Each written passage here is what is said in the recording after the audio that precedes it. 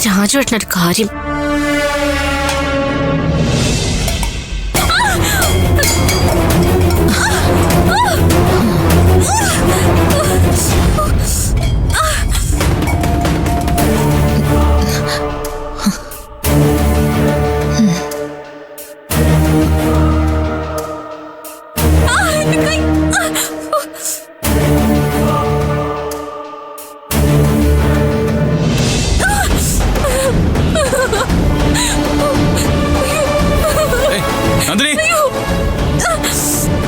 നന്ദിനി, നന്ദിനി, നന്ദിനി,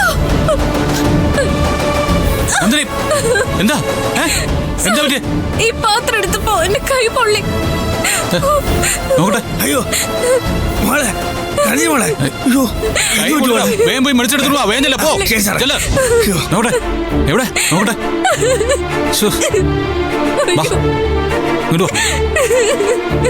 വാ, കൈ കാണിക്ക.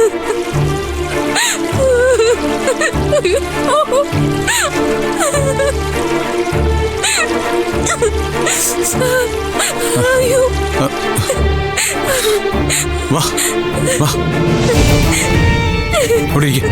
നോക്കട്ടെ നോക്കട്ടെ നോക്കട്ടെ എന്ന് നമുക്ക് ഡോക്ടറെ അടുത്ത് പോവാം. വാ. രാജുവേട്ടൻ മരുന്നെടുക്കാൻ പോയിരിക്കല്ലേ?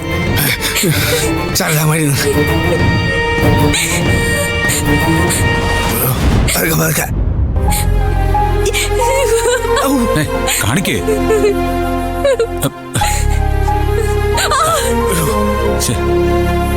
പൊറട്ടെ, കൈ അങ്ങോട്ട് വാ.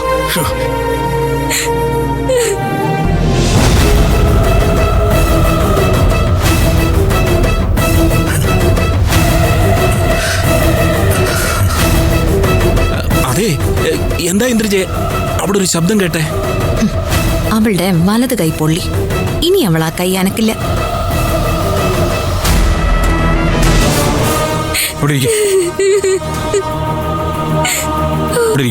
എന്തു പറ്റി മോളെ? അടുക്കള വെച്ച് കൈ പൊള്ളിയ വെച്ചാ.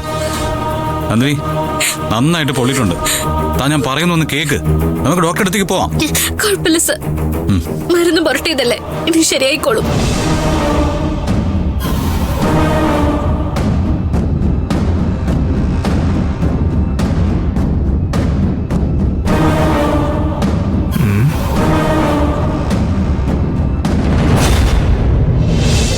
നീ എപ്പോഴും അടുക്കളയിൽ ജോലി ചെയ്യുന്ന ആളല്ലേ മോളെ? അകത്തൊക്കെ പെരുമാറുമ്പോ ശ്രദ്ധിക്കേണ്ടതല്ലേ?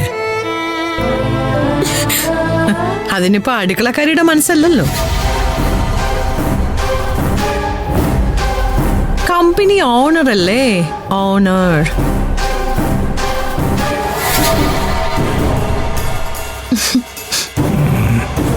കോടികൾ വിലമതിക്കുന്ന സ്വത്തിന്റെ സൈനിങ് പവർ.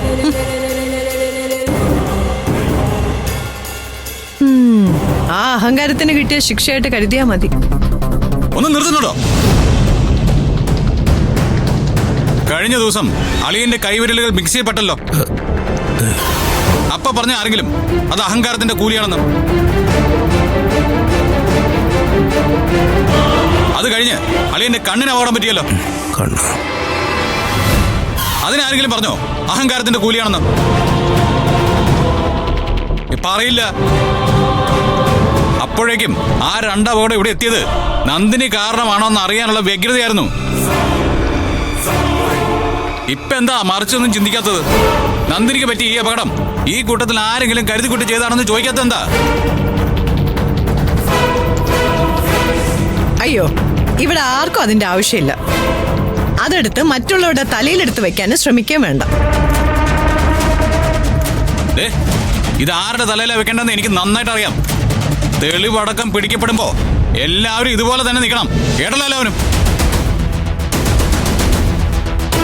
അടുപ്പിച്ച് 3 സംഭവങ്ങൾ, 3നും ഒരു ഉത്തരവുമില്ല. പക്ഷേ വിത്തിൻ 24 hours ഈ കാര്യത്തിന് ഞാൻ ഉത്തരം കണ്ടെത്തിയിരിക്കും. എല്ലാവരും അത് ഓർമ്മ വെച്ചോ.